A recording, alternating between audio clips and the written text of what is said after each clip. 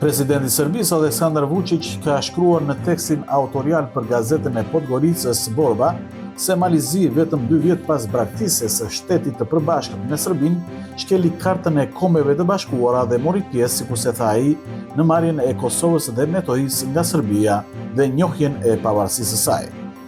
Serbia respekton integritetin territorial dhe sovranitetin e Malit të Zi dhe kur nuk e ka vënë në diskutim. Njëkohësisht, vetëm pas 2 vitesh braktisje të Shtetit të Përbashkët me Serbinë, Malizi shembi dhe shkeli kartën e Kombeve të Bashkuara dhe mori pjesë në marrjen e Kosovës dhe Metohijës nga Serbia, duke njohur pavarësinë e saj. Malizi vllazërisht, ndoshta për atë çka Serbia e respekton, njohu Prizrenin, Graçanicën, Deçanin dhe Patriarkanën e Pejës si pjesë e një shteti tjetër, por jo të shtetit serb. Dhe nuk ankohemi, por vijojmë t'ju duam dhe ju përjetojmë si vëllezër. Vetëm mos na flisni sikur ju kemi marrë diçka, ka thënë mes të tjerash presidenti Vučić.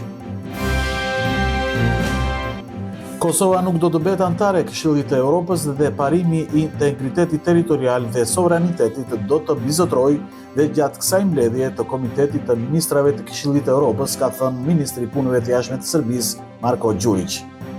Ndërkaq sikurse sqaroi, rreziku nuk është shpulur pasi 2/3 e vendeve në këtë organizëm e kanë njohur njanshmërisht shpalljen e pavarësisë së Kosovës dhe këtu përgjithsisht ekziston shumica e cila mund, kur e vlerëson këtë, dëshiron që të pranojë të ashtu quajturën Kosovë si pjesë e antarësisë së vet.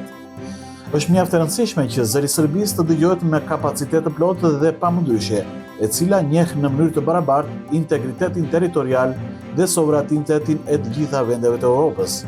Këshilli i Europës është organizatë e bazuar në nevojë për të ruajtur paqen, stabilitetin dhe integritetin territorial, ka thënë Đurić, i cili merr pjesë në takimin ministerial të 135 të Komitetit të Ministrave të Këshillit të Europës.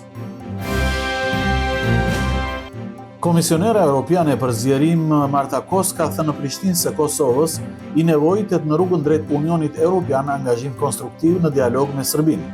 Kryeministri kosovar Albin Kurti tha se ka ardhur koha që kërkesa e Prishtinës për marrjen e statusit kandidat për antarësi të përparojë pasi kanë kaluar 40 muaj qysh prej dorëzimit të saj. Në rrugën drejt Unionit Evropian nevojitet angazhim konstruktiv në dialog me Serbinë. Kemi folur rreth kësaj dhe sot. Kjo do të thotë dhe nevojën për zgjidhjen e çështjeve që lidhen me institucionet serbe në mënyrë inkluzive, në konsultim me komunitetin serb dhe në kuadër të dialogut, ka thënë Kos. Kjo e fundit sot ndodhet në Prishtinë në vizitën e saj të parë zyrtare, ndërsa para takimit me Kurtin është takuar me ushtruesen e detyrës së presidentit të Kosovës, Albulin Haxhiu. Ish-presidentja dhe kandidate aktuale për presidentet të Kosovës në listën e LDK-s Vjosa Osmani ka përfshirë gratë në fushatën politike me synimin strategjik, sqaron për Kosovë Online Miloš Pavković nga Qendra për Politikë Europiane. Ndërsa qëllimi është t'i drejtohet elektoratit të pavendosur femëror si dhe atyre që më parë kanë votuar për vetëvendosjen. Pavković thekson se aktiviteti politik i Vjosa Osmanit dhe më herët gjatë mandatit presidencial ishte i orientuar ndaj grave. Dhe profesori universitar Necmettin Spahiu thot se Osmani dëshiron të fitojë votat e grave në zgjedhje, e vetëdijshme se ato përbëjnë gjysmën e elektoratit në Kosovë. Osmani kërkon votat e grave, ajo ka vizion politik për të mbledhur votat e tyre duke i bërë thirrje feminizmit, pasi gjysma e zgjedhësve në Kosovë janë gra. Gratë janë faktori vendimtar në familje kur bëhet fjalë se kujt i duhet dhënë vota, thot Spahiu për Kosovë Online. Eksperti për çështje politike në Kosovë, Agon Maliqi, ka thënë se partitë ndonse nuk janë të detyruara të nominojnë kandidatin presidencial para zgjedhjeve parlamentare, të paktën duhet të angazhohen për karakteristikat e profilit të kandidatit presidencial apo parimeve që do të çonin tek arritja e konsensusit politik.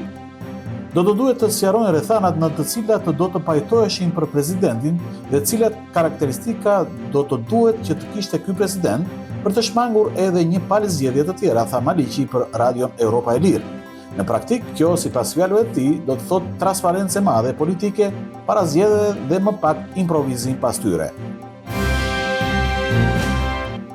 Të punësuarit në Shqipëri ndodhet në fund të listës së të kënaqurve për nga të ardhurat, kualitetin e kohës së punës dhe mjedisin për rreth, bën të ditur studimi më i fundit i Eurofundit, projekt i Komisionit Evropian. Pakënaqësi të parafort me të ardhurat tregojnë dhe punonjësit në Maltëzi, Maqedoninë e Veriut dhe Serbi.